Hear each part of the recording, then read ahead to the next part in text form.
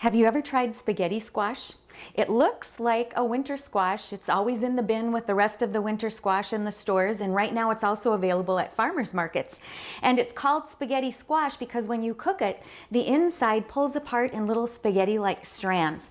So today I'm going to show you how you can make a main dish using spaghetti squash in place of pasta.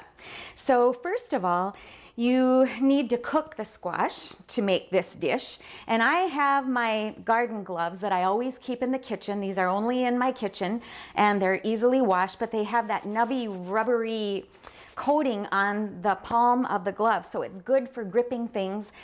And it works great when you're cutting squash because the outer skin is so hard to cut. This gives you a really nice way to hold it tight and make it a little safer. So for this recipe, I cut the spaghetti squash in half lengthwise. Then I put it on aluminum foil lined baking sheet, cut side down. And I did rub the sides a little bit with some olive oil, and then I put just a tiny bit of water in the bottom of the pan so it steams a little bit while it's baking in the oven. 350 degrees for 45 minutes to an hour, depending on the size of the spaghetti squash.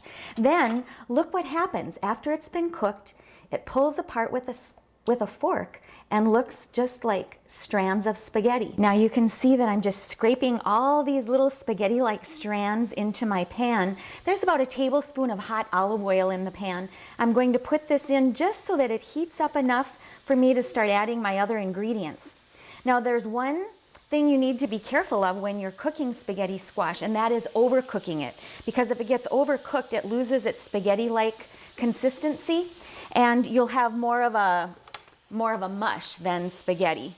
So I've got my spaghetti squash in here, and I'm going to add 3/4 to a cup of pesto. And then I'm also going to add, I don't know, maybe 1/2 to 3/4 cup of mozzarella cheese that's grated up.